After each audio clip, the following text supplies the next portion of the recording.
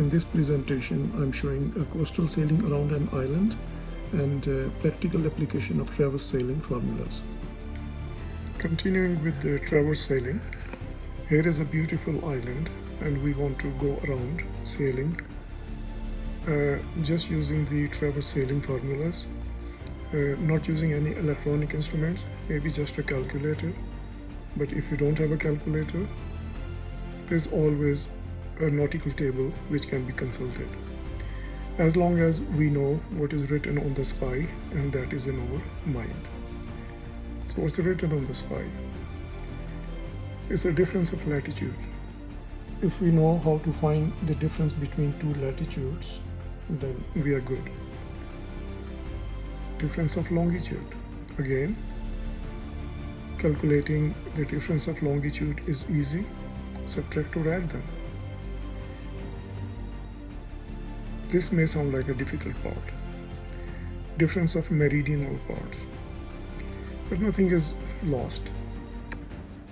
We can use a nautical table. I still have my book from 1984, almost coming to 40 years, which I bought from Hong Kong. There are many publications on the nautical tables. The one I have is called the Norris Nautical Tables, and it has a complete section on meridional parts. Given the latitude right to the minute, we can find the meridional parts. Once we know these three basic elements, it's just a matter of finding of your angle from A to B or X to Y, and a distance between the 2 points X and Y. So let's go start sailing. We want to go A to B. This is easy because it's going straight north. It's going along the meridian. There is no difference of longitude, only the difference of latitude. So of course on a northerly track, our distance is just the difference of latitude, which is straight in nautical miles, and our track is 360. Going in the northeasterly direction, we need to solve for d-lat, d-long and dmp. And once we have found those three basic elements, then we know our angle from B to C and the distance. Let's continue. Now this is going along a parallel of a latitude. It's on an easterly track. Now here only the longitude is changing and not the latitude. So our distance becomes d long times the cosine of the latitude, because d long on the equator is in nautical miles, arc of a great circle, and reducing by the cosine of the latitude. In nautical terminology, it is called departure when you're traveling in easterly or westerly direction. So distance is d long on the equator times cos of the latitude. That gives us in nautical miles. And track, of course, is 090 toward the east. Let's continue from D to E. Now D to E is making a triangle in the southeasterly direction. Here we again need to find our d-lat, d-long and dmp. And since we are going into the southeasterly direction along the meridian, so our true track will be 180 degrees minus the theta.